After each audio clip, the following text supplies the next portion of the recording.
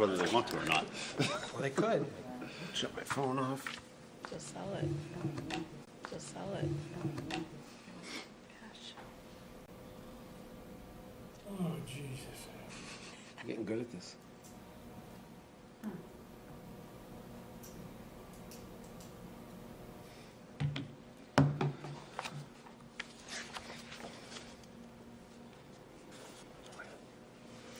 Good afternoon, everyone. This is the warrant review meeting for our annual town meeting for this May. Just to be clear for everyone at home, town meeting is scheduled for May 13th. And customarily, town meetings in Foxborough run one evening. But this year we have 30 articles. So there is a possibility that this meeting will have to go into the second night. If so, please mark your calendars. We're going to do it on the 14th, so it'll be the 13th and the 14th. We apologize for that. We're going to be as expeditious as we can, but this is all important matters to be discussed and voted, so it really is important that the residents show up. Before the town meeting, however, there is an election. So that election is May 6th, and that's a very important election because we have a lot of contested races, or several contested races, and we also have a couple ballot questions, so they tie into town meeting. So in the essence of time, because we have 30 articles to get through, we're going to start right now. I have with me the team here that they will speak, and actually I'll have them introduce themselves just now so that we could go right through. So Chris, do you want to start? Sure. I'm Chris Gallagher. I'm the Director of Public Works. Mike Grace, Police Chief. Maria Almodovar, the Finance Director. And Mark Craig, the Director of Human Services. Great. So this team will be here to help answer questions or give overviews of what all these articles are about. So in every town meeting, the first article is the election. As I mentioned, that is on May 6th, and it's especially important this year because we have some very contested races and 3 ballot questions. Article 2 is a standard to hear the report of town officers and act thereon. And then Article 3 is the reports of committees. Then we get into the budget. Article 4 is the budget. And we're not going to get into any details unless there's a question here, but the warrant has all the numbers and all the information, the sources, the recommended funding sources, so folks can review that budget thoroughly. Article 5 is the capital improvement budget for this year, and we have recommended for an update for master plans, some information systems. As always, we have police, fire, highway, waters, and sewer, looking at capital. Any questions on that? Okay.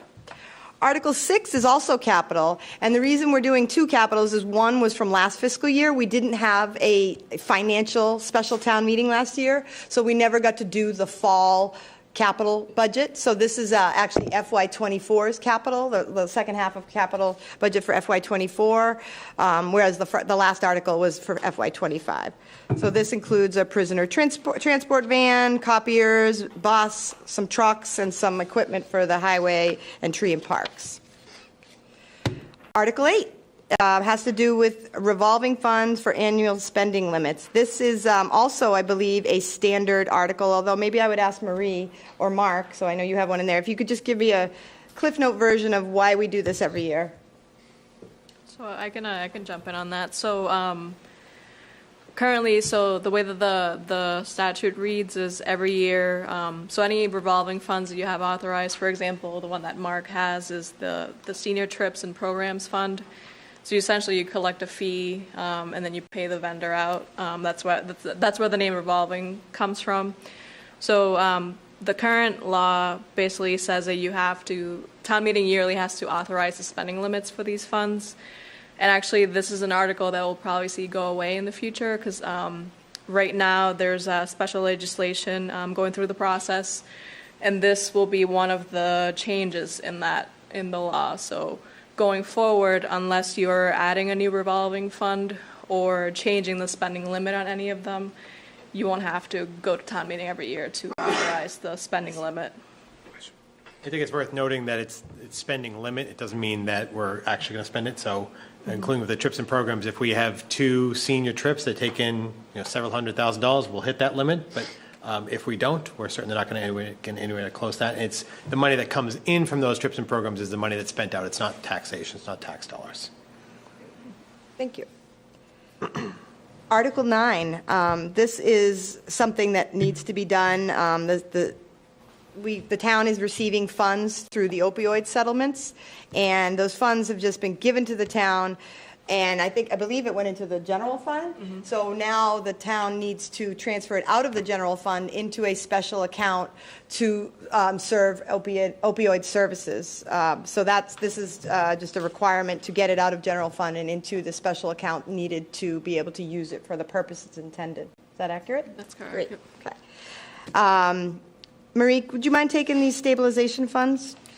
10, 11, 12? Sure. So Article 10, so our fire department, they perform repairs for other municipalities' apparatus. And currently, the only allowable fund that we could create for such purpose is the stabilization fund. So every year, so Article 10 here is, so you first have to transfer the money. The money goes to the general fund as they're collecting the funds for these repairs. Then you have to transfer that money out of the general fund into the stabilization fund. So that's what Article 10 is. Then once you do that, you then have to transfer the money out of that stabilization fund into their budget to pay for the mechanic and the parts and the materials. So Article 11 is transferring money from the fire stabilization fund for the current year's budget. And then Article 12 is doing the same transfer out of that fund, but for the fiscal year 25 budget. So, and the key thing to note here is that our fire department has been very resourceful in that they saw a demand for repairs, and they had the space to do it, and they were able to get really good mechanics, and now they've created this ability to not only repair our own vehicles, but repair others, and that is a profit-driven, then we are able to make money, and again, it goes into the revolving account and offsets some of the costs the town has and the fire department have. So it is somewhat of a profit-generating proposition that our fire chief came up with, and it's really working well. Otherwise, we're seeing year-long waits for fire truck repairs, and this puts it in our control. So not only financially beneficial, but workflow beneficial. So that brings us to Article 13. And Article 13 is extremely important for the town of Foxborough. This is the question that has to do with the DPW facility and the expansion. The first step in this is the ballot vote on May 6th. If the ballot is approved, then the town meeting approves Article 13, then we would be able to go ahead and go out and borrow to do the DPW expansion project. I think I'm going to hand it off to Chris if you just want to give a 1-minute overview of why we need this and why it's so important to the residents of Foxborough. That'd be a great help. Sure. So the existing DPW garage is now over 50 years old and hasn't been expanded on since that time. The department has grown. The town itself has grown, along with all of the fleet of vehicles that we maintain at DPW. So really, and this is listed as a DPW garage expansion. The primary use of this is going to be for the mechanics. So they'll relocate from the existing space into the new expansion. It'll give them more room to work on school buses, police cars, the COA van, all the school department equipment that they operate, as well as the DPW water and sewer included. So really, it's not just a DPW project. The expansion will serve every other department in town. We need more space. The number of vehicles that we maintain has grown exponential, quite a bit since we built that building 50 years ago. As well as the building, we're including a interior wash bay. So there'd be a way for us to wash our vehicles inside, connected to the sewer system where that water is supposed to go. That'll help meet our stormwater management requirements from EPA and DEP. It also includes a fuel pump upgrade. So the DPW houses the only fuel island in town, so that's gasoline and diesel. So that includes all of the vehicles that fuel up in town for town vehicles. The current system is over 30 years old, has underground storage tanks that are uninsurable. So the new system will bring those tanks above ground, new pumps, new dispensers, new technology that'll help us monitor that usage as well. OSHA concerns, safety concerns with the existing building, the way we're operating. The new space will be upgraded and meet all those standards so our mechanics stay safe as they're working on all these vehicles. And then it also allows us to utilize the existing building, build out some of the space that the mechanics are using now. Currently don't have bathrooms on the first floor. There are no showers for the staff. So right now, if they go out and they're weed whacking all day in the dust, or they're working with cement or asphalt, they have no way to clean up before they go home. So that would allow them to, clean up before they get in their personal vehicles and go home after a day's work. So those are some of the highlights. Certainly there's more detail out there. Foxboro Cable Access did a great video that has been posted on the town website. We're going to start to share that as well. And as Paige said, it is one of 3 ballot questions that needs to be voted on May 6th and then followed up at town meeting. Yeah, thank you. And I know the main concern everybody has here, and we have a handout here, and this is up on the web in the resident's guide. But for Article 13, the estimated cost of the project is $16 million. And we do acknowledge, we know the ballot does not contain the amount. That is intentional. That's the way the law reads and requires. So the motion at town meeting will include the amount, but that is all done on purpose. It's the way the lawyers and the finance folks have set it up. But just for reference, for a $16 million debt exclusion, which is what is being proposed, for every $100,000 in your home's value, you would pay $26.90. So if your home's worth $400,000, then you divide that by 1,000, and then you'd multiply that by $26.90. So just so you know, so that's the number. And then an average single-family home in Foxborough right now is valued at $608,662. That's your average single-family home right now. And the annual cost of the DPW project alone would be $164 for that average single-family home. So just to give that seems to be what folks are really curious about right now, for obvious reasons. So that's the financials. We do have, like I said, up on the web. We have handouts here for all the projects. But that is, I wanted to make sure we got that information out there now. Okay. Any questions on Article 13? No. Article 14. So this is the women's locker room in the public safety building, the police side. And I think we do also have a video on that. Be sure to check that out on YouTube, Foxboro Cable Access YouTube. What I do is, just so you know, if you go on Google and you type in FCA YouTube, it pops up and you'll see all the shows that are available on demand, and you can watch them right there. So a little helpful hint. Yes, to Mr. Duma. Are there any females on the fire department? No. If there were, would we have to get a locker room for the female firefighters, or would they be able to share with their brothers in blue or sisters in blue? The fire department has 9 bunk rooms. Bunk rooms, yeah. So if there's a woman working, she has her own bunk, and upstairs they have men and women's bathrooms. So it's already kind of built into the building. Showers. Yeah, in their rest. in the Thank you, bathrooms. Mike. Mike, do you want to give? Yeah, I'll talk about that. Article 14 is the police women's locker room. I know if you drive by the police department in the public safety building, you believe it's like brand new, and why are we having this discussion? Believe it or not, they broke ground in 2017, so it's 17 years old. And when the police department was built, there was 1 woman police officer working within the agency. 5 years later, we hired a second one, and now we are 6. Plus, we added the animal control officer, who is also a woman, and we've added a licensed independent clinical social worker who corresponds with the offices to calls and services. And the locker room is maxed out. It is a 24 by 24 square foot. I'm going to call it an afterthought when the building was designed, not because of anybody's fault. It just, you didn't see those kind of trends in policing. Here we are, 2024, and the need speaks for itself, why your police agency should look like your population.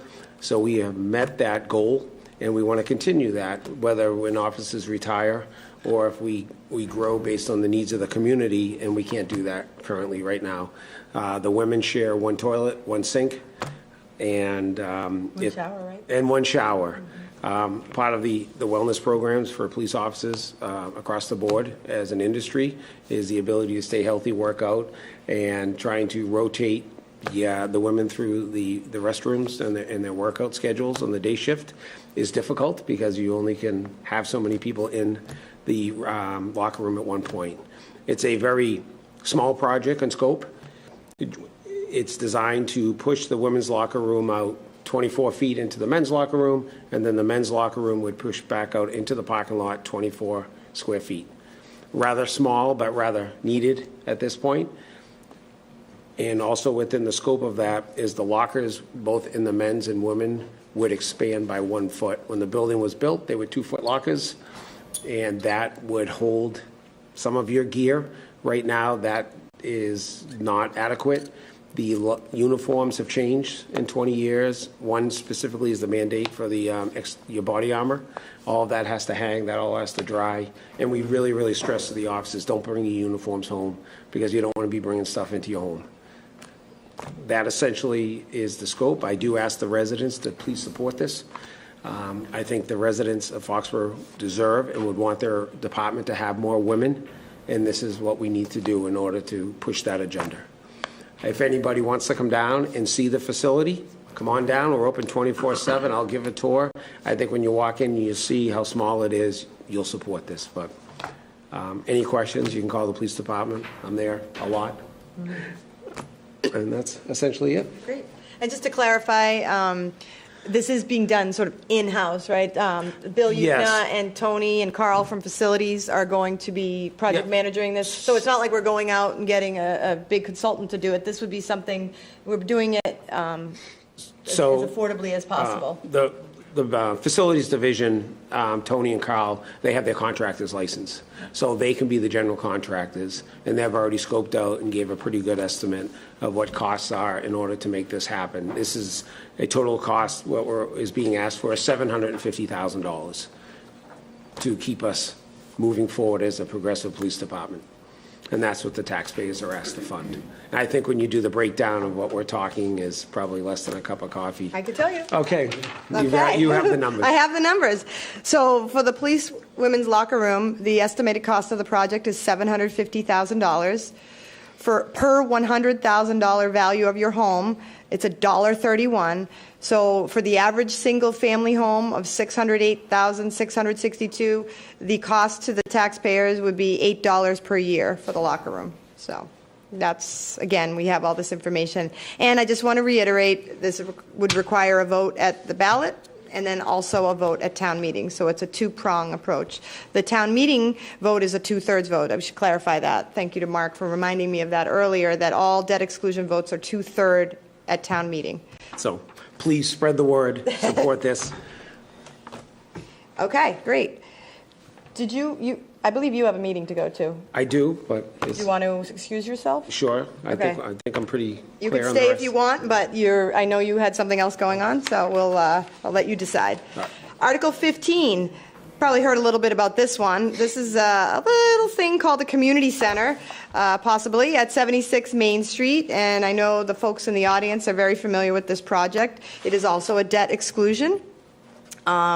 We are estimating, based on the offer price of $2.5 million, and then some improvements that need to be done with an elevator, a generator, and either septic or sewer. We are estimating the cost to be $3.2 million.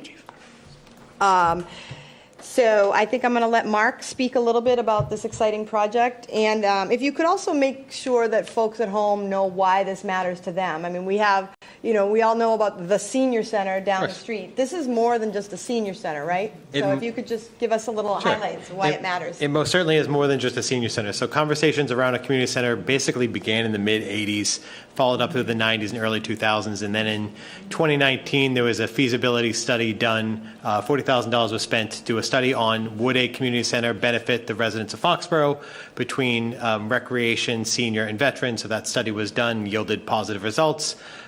Yielded a possibility of a new building, which would cost somewhere around $16 million, and then also 3 different locations. So back in January, a resident noticed that this church at 76 Main Street, the Foxborough ward, the Mormon church was for sale. The select board began negotiations. We also toured the facility with many inspectors, from DPW to HVAC to plumbing inspectors, electrical, through the building. Went through and just gave it a clean bill of health with a couple of issues, some things that need to be updated. But in the meantime, basically the idea is that a home for recreation, veterans, and council on aging in one location. The building is 17,000 square feet. To put that into perspective, the single first floor of the senior center, which was built in 1998, is 4,500 square feet. If you've ever been to the senior center, the parking lot is regularly maxed out on any given day, even for the most basic of programs, let alone when we have 100 people coming to listen to a historian talk about something in Boston from the 1850s. So we have the ability to move into a almost move-in ready church that would be a fabulous community center for the entire town of all ages. Great. Yeah. Thank you. So I have the numbers on that. And Mark, are you able to get I have a little slide thing. Yeah. I think Paul? if Paul just has to switch that. I have just some stuff on the debt exclusion. While we wrap this up, the debt exclusion conversation. So just to clarify the costs on the community center, we're at $3.2 million. The per $100,000 cost, so again, for every $100,000 of your home value, you would multiply by $5.42. So that adds up to $33 a year. So just to clarify, the DPW was $164. Again, this is on a $608,000 home, would be $164. The police women's locker room would be $8, and Article 15, 76 Main would be $33. That's a sum total of $205. So, oh yes, a question. I have a question. Sure. Why is the church selling their church? Because they're consolidating. The question was why the church is selling the church, and we don't really know. We've seen some social media, we've seen discussions. The sense we've been told is that they're consolidating with the church in Franklin. I don't know that it might be a newer church and bigger. We know Franklin is bigger, so I believe they are consolidating. Is that, Mark, what you've Yeah, heard? that's exactly it. That's what the parish has said, that they're consolidating to the new branch in Foxborough. I mean Franklin, excuse me. I asked because I heard gossip. And Mold? What? About mold? The gossip I heard was that this church had a problem with flooding. Mm-hmm. Is that not true? Well, right, that's so that we had heard about the mold concern. We've got the 2 mold studies from the church they provided to us, and we've had our facilities team, Carl and Tony out there exhaustively studying it. So we have not found evidence of mold or we've seen reports that don't do. We did find some, we're looking into making sure that we don't have any water problems, and we're well aware of what's going on out there, and we have not found mold, and we believe that everything we have, that the situation can be readily addressed. So, Mark, anything better? You've been more involved. Yeah, if you go to the town website, either under Recreation, Council on Aging, or Veteran Services, an entire link of all the studies that have been done. The church has done 2 studies in 2022 and 2023. Basically, I guess in 2022, someone overfilled the baptismal area. Just like if you overfilled your bathtub, you'd be a little nervous. They did a full study. They paid a lot of money for a company to come in and do a study. There was no mold. In 2023, someone walked by and smelled, and it smelled a little musty to that person. They did a whole other study. Again, no mold. All those studies are available for people to look at. And the only other area that we've sort of recently figured out is the underneath where the baptismal area is, the pipe actually goes into a different area. We just have to figure that out. We're also not planning any baptisms at the community center, so not really a major concern. That's actually something that the church actually plans to take out if they're not selling to a church. They actually are planning to remove the baptismal area and the steeple of the church. So not major concerns, just things we are on our radar. It caught my ear because my house is on Phyllis Road, and to get to Phyllis Road, you can go up Jennifer Lane. And many years ago, all that land was zoned as wetlands, and then somehow it was rezoned. And if you go now, it's like a little lake, or not lake. I mean, we have had Conservation Commission out there. They came out, they checked it for us. We've had everybody, Board of Health, Conservation. Chris was out there flipping manholes. So we feel that we have done a tremendous amount of due diligence. We continue to do it. We have a due diligence period. We're continuing to do it. But so far, the facilities team has not found anything that they are concerned about that cannot be addressed readily. Yeah, and if you remember, just a few weeks ago, we had that torrential rainstorm for several days. No flooding. We just scheduled an inspection just by chance the following day, not a single drop of water, and we went around basically on our hands and knees taking a look inside the building. Yeah. Okay, thank you very much for. Of course. No problem. Thank you. So I just threw a slide up to just make sure we're really hitting home because Foxborough doesn't do debt exclusions very often. So I want to make sure folks understand. It's Article 13, 14, and 15 are debt exclusions. So on May 6th, in addition to the ballot, to the election, the seats on different boards and committees, there are also going to be 3 questions. So then the residents would be asked to vote yes or no, and that I made a note in there that there's no, it's intentionally, there is no dollar amount on the ballot, but there will be a dollar amount you vote on at town meeting. So there you will be, it's not like a blank check you're giving us, don't worry. So we'll be doing the ballot first, and then if that passes, it can go to town meeting, and then town meeting requires a 2/3 vote because it is borrowing. And as we mentioned, we might have to have a second night unless we're really quick on the first night. So that's, is there another, what do I have? Okay. I might have one more. So this is the numbers up there. Just wanted to make sure everybody could see them. It's a little easier in black and white. Again, we have a handout. We have this on the web. That's it, and there might be one more.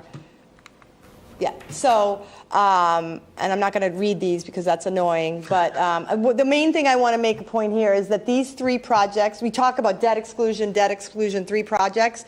They are 3 separate projects. So I want people to understand that if you support 1 and not 2, that's okay. If you support none, that's okay. If you support all of them. So really, it's for the voters to decide which they support, which they're comfortable with, and those would be what would move forward. So if you approve 13, it doesn't mean you have to approve 14 or 15. So we just wanted to make it clear that they are not linked to one another. But the 2 votes, the one at the ballot and the one at town meeting per project, are linked to one another. So hopefully that's clear. That's it on that one. And just make a quick point. Of So some course. people, when they've seen this or heard the number, the 200, if you voted for all 3 projects and you live in an average family home, the $204 is per year. Someone said, is that per month? No, it's per year. So if you really think about it, it's like $12, $13, $14 a month to have all 3 projects at once. Great. Yeah. Thank you. Okay. Any questions? Yes, ma'am. What are they going to do with the current senior center? Well, I'm glad you asked because that's our next article. Article 16 is to authorize the select board to dispose of that property, to sell it. Now, that said, so we put that on there, and that's our intention to do it. We've since been also discussing whether it makes any sense to look into rezoning that property. And that's a decision that needs to be made sort of at the leadership level, the select board, the planning board. I don't know who's going to make that decision. But we request, right now, if the current senior center, we believe, could accommodate about 4 residential units, 4 housing units. Now, we don't know how realistic that is, how much it would cost for a developer to come in and actually convert that building into 4 apartments or 4 condos. I don't know how that would go, whether it would really make it worth their while. It may. But then there's also I've been talking to real estate professionals and other folks and trying to find out, what would the market be? Is it retail? Daycare has been mentioned. I think one of the other problems is not problems, but perceived problems, is that it's on sewer. And so some folks say, oh, well, it's a shame to waste, such a good building on sewer for just a couple houses. I'm not saying that. I'm just saying that's what's been said. So we are going to sell the property, I believe. It's on the warrant to authorize the select board to do so. But I do want to mention that there might be some reconsideration if we find that we'll get more money if we sold it as a commercial property than if we sell it as a residential. And we're committed to looking into that. So, that makes sense. We could just go sell it, try to sell it right away, and that's fine. It just you might be leaving a little bit of money on the table by doing it that way. And that's a decision for the town leadership.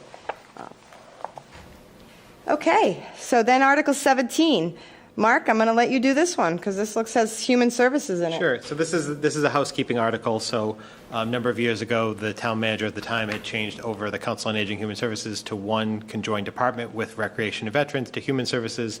So this article basically is a housekeeping article, but also it pertains to when we take trips that the insurance coverage actually covers the staff. So that means that any trips that are taken by Veteran Services or Recreation, the insurance covers for them as well. So it's basically housekeeping. Great. Any questions on that one? Yes, sir. Does it cover volunteers? Yes, it does. Thank you. Mark, do you want to do the Sure. next article? So for those who don't know, we have a senior veterans tax work-off program that's been authorized by previous town meetings. So what this basically is, the governor during the fall session, she authorizes one of her legislative acts to have it go from the annual amount that seniors can work up to, $1,500 to $2,000. So in turn, we then have to also adopt that locally.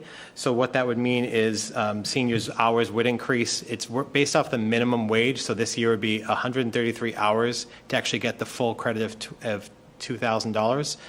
The timing on this is a little bit strange. So if people are currently involved in the program, they might not be able to hit that $2,000 this year because the program ends in October. But certainly in years forward, if this is voted in, the increase would increase to $2,000. Great. Thank you. This is a personal question, because I would love to volunteer in Foxborough. So is there a plan to, or is there an attempt to increase the number of available? So we've been very lucky in Foxborough where so far the opportunities are unlimited. I haven't been put a limit on by the two sitting next to me. So at this point, all people have to do is go down, meet with Kate Vinieri or Kristen Pellerin, and then basically get on the list for when a department head comes up with a job. We're basically creating jobs one every couple of months. So if you're interested in doing something, meet with them. It's on the list. You're on the list? Yes. So you're on the list, so that's great. But no, I signed up 2021. How many years ago was that? And I'm still waiting. You should, if you've signed up before the last 2 years ago, I would reconnect with them both because. I do it every year. Good. So at this point, it's basically trying to figure out what you're looking for and if you have a very specific, if you just want to be a greeter at town hall, it's probably not, there's a long list for that. But if you say basically any job in the community, we can find a job for you very easily. Okay. Yeah. Thank you.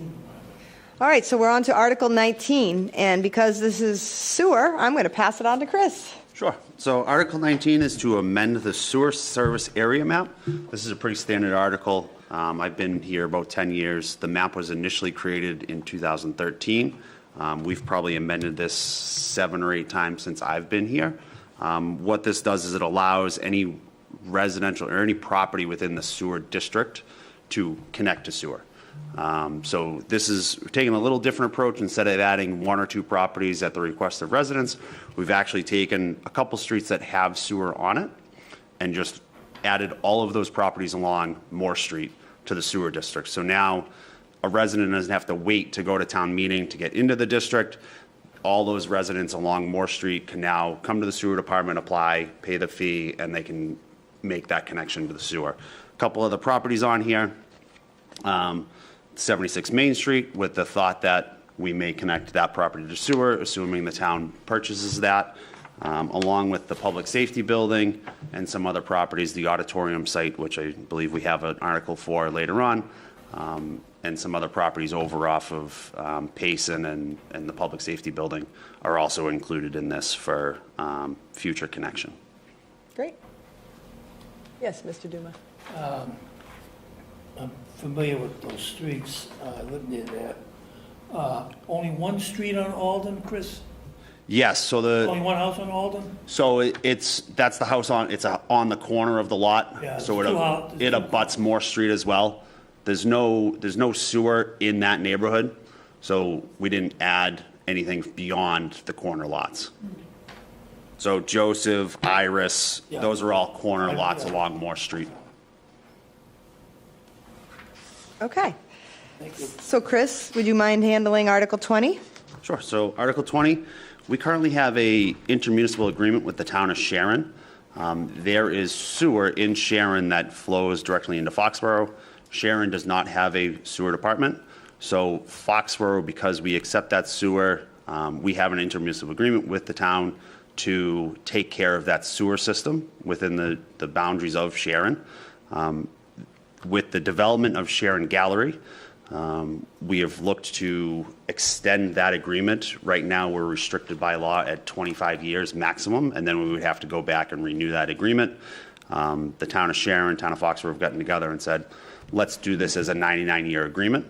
That includes a vote of town meeting, both in Sharon and Foxborough. Sharon has already taken that vote. Now it's our turn. Once we take that vote and we agree to make that a 99-year agreement, we have to go to the state legislature as a special act to actually have that enacted by the state to go beyond that 25 years. So this is really a minor thing. The agreement's set in place. It just means that in 25 years after I retire, somebody doesn't have to come back and try to figure this out again. Great. Mr. Duma? Is that hooked up to that new construction project that's opposite Shaw's, Chris? Yes. Is that the property? Yep, so Sharon Gallery, that project has already, has an agreement with the Water and Sewer Department to buy sewer capacity. As they build out their development, they'll pay for that sewer. The existing Gavin's Pond Road has sewer, the Quail Ridge That's on the other subdivision. side of Main Street. That's behind the Shaw's Plaza. Is So Shaw's Plaza on it too? Shaw's Plaza is not on it. At the moment, they don't have an agreement with the town of Foxborough to buy it. It's the existing residents within the Quail Ridge Association in Sharon, and then the new development of Sharon Gallery. So this agreement that, has to be, reignited, not ignited, but done again. Is it just for the capacity for what they have for that current construction? So the agreement between the two towns that's the agreement that we're looking to extend. The purchase of the capacity, the sewer flow, that was a one-time agreement between Sharon Gallery, 95 LLC, who's the developer, and the town of Foxborough to buy that capacity. Once they buy it, they own it in perpetuity. So they won't lose that sewer capacity. This is really between the two towns for us to be able to go into Sharon and maintain that system within the public right-of-way. Thank you. Thank you. Okay, so Article 21 is also somewhat of a housekeeping item. This is with respect to the Affordable Housing Trust. That's actually a committee that was created back in, I think, 2013, before my time here. We had some money that was given to the town associated with the Chestnut Green, former Foxborough State Hospital project, to buy down the affordable units. There were affordable units required, and then the recession hit. And in order to keep that project from fizzling out, it was agreed upon that they would not do affordable units, but they would instead pay the town in lieu of affordable. So we got $320,000 at that time, and it was put into an affordable housing trust. That money is, for the most part, still there, but the Affordable Housing Trust Committee and the Select Board have voted to allocate much of it to the Walnut Street Housing Project. So we do think that the funds may extinguish, but they haven't yet. We still have them. So in order to make sure that this Affordable Housing Trust doesn't expire, not the money, but the actual committee, the charge for the committee, we're seeking to extend it to July 1st, 2030. Now, like I said, we might not even have an Affordable Housing Committee in a couple years if we run out of money and we don't have any funding source. So we might get rid of it sooner than that, but I didn't want to risk having money in place in Affordable Housing Trust and not have Affordable Housing Trust. So this is pretty simple. It's just to extend the existence of this committee till July 1st, 2030.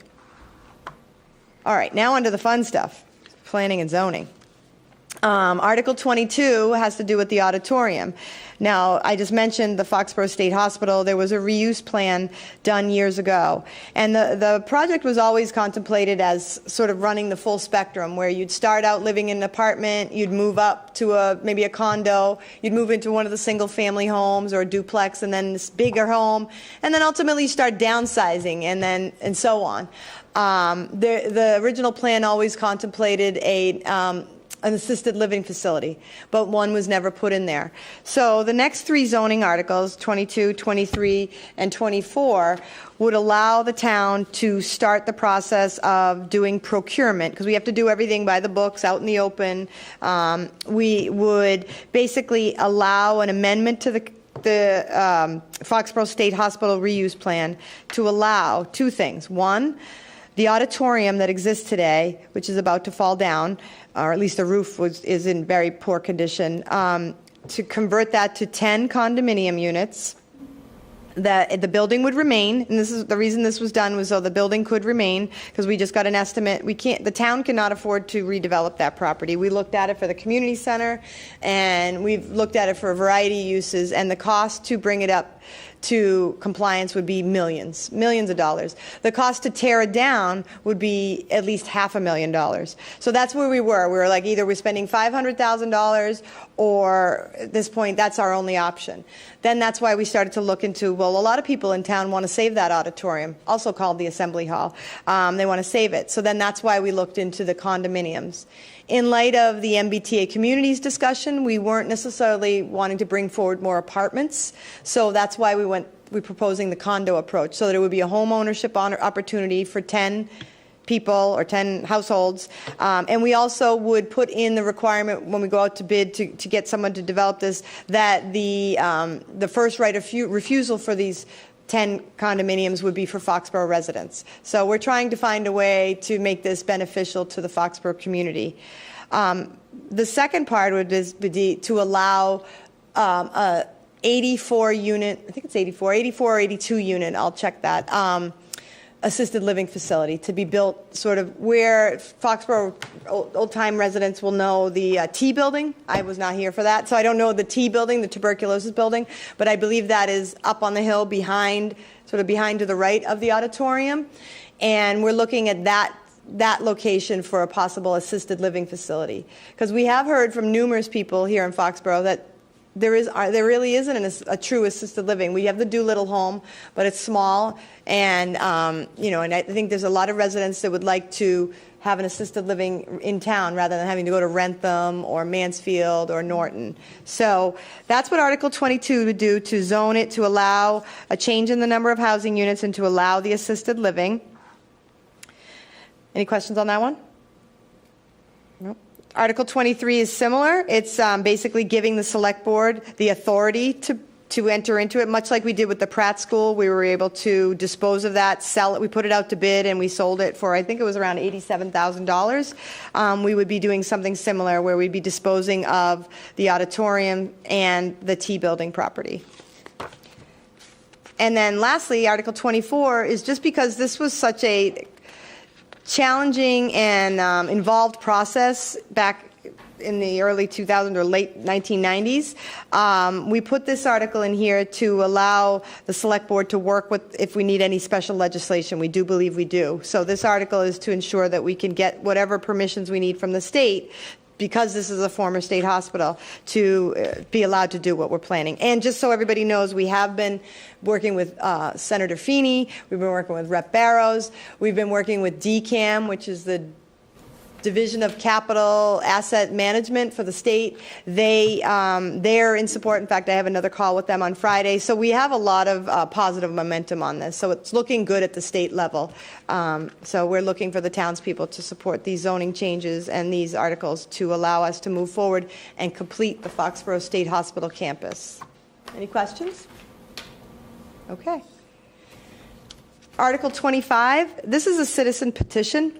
And I don't want to speak too much on it because it's not the town petition, but generally, John Mahoney is seeking to have funding. I think it's $100,000, but I think that will again be in a motion. The number I've been hearing is $100,000 out of free cash to look at a shared path from Foxborough Center to Patriot Place, and then further to connect it with Mansfield and possibly Walpole. So he's looking to get funding to allow this study to be done. And I will let him make that presentation at town meeting. And then the next one, the favorite of everybody's, Foxborough's multifamily overlay district bylaw. This is actually the MBTA communities bylaw that's been discussed all over the news. If you've seen what's going on in Milton and Rentham. As you know, the state has mandated, actually not even mandated, they changed the laws and basically have said that all towns that are considered MBTA communities, Foxborough has been an MBTA community for decades. Long before we got our commuter rail station, we've been in the MBTA district. So as such, we are required to provide 15% of our housing stock, new, zoned, as multifamily housing by right. Now, the key thing here is it does not have to be built. It just has to be zoned. So the law requires that a town zone for it. It does not require that it be built. So what we did is Gabby Jordan, Barney Overt, the chair of the zoning board, and I worked with a consultant that paid for by the state to develop a district. We have a map over there on the table that shows that it's 50 acres. It's within a half a mile of the commuter rail station up at Patriot Place. And it is basically sort of P10. It's the parking lot across from the stadium. We chose that location because it won't have an impact on any of the Foxborough residents, and it is within a half a mile of the train station. So this zoning district would achieve that. But we also, the key point on the zoning district is we wrote it in a way that is not, that kind of is consistent with our current bylaw. So for example, the density they're talking about, 15 units per acre, you could end up with a lot of high rises. The way we did it is the maximum height is still 35 feet and accessory dwelling can only be 21 feet. So that's something you'll end up seeing.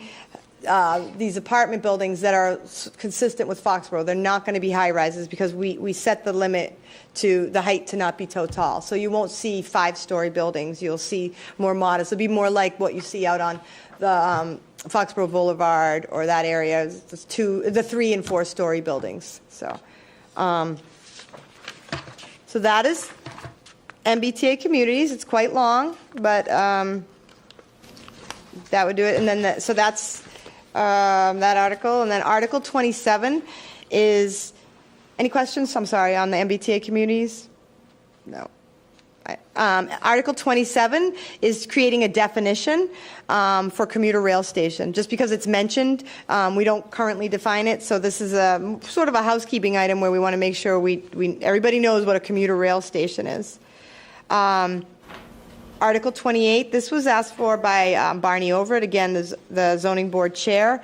This has to do, we came up when we were dealing with a group home recently, and we've learned that our current bylaw is probably not consistent with the current requirements of fair housing and current laws. So we've come up with, town council and Barney have come up with this definition that will be compatible, it'll be consistent with what the laws are right now. We do not want to get ourselves into trouble by being discriminatory. So this would satisfy that. And Article 29, more zoning definitions. Again, and then the purpose of this was to move all parking. There's only one a new definition in here, and it's for multi-level parking structure. But what we did do is take the word parking and then put all the definitions associated with parking under parking. Because what we find is when, say you're going to go to the zoning bylaw and you're like, oh, what's a temporary parking lot? You'd have to know to look under T. You might not think to look under T. You're going to look under P, parking. So we want to have everything under parking, and then that way you'll see, parking lot temporary or something. That's just an example to show that you don't have to search through every definition to find a mention of parking lot. And then lastly, Another housekeeping item by our zoning board, this is accessory uses and structures, and it will clean up some inconsistencies currently in our bylaw to ensure that we don't say that storage structure, in one place in the bylaw, we say it could be 200 square feet, and another place we say it could be 400. We just want to have one rule so that it's very clear. And that is it. Any questions from the audience? Well, thank you. We thank everybody for coming out. And again, to the residents at home, May 6th, May 13th, and possibly May 14th. And we look forward to seeing you at the election and also at town meeting. And thank you for joining us. Thank you.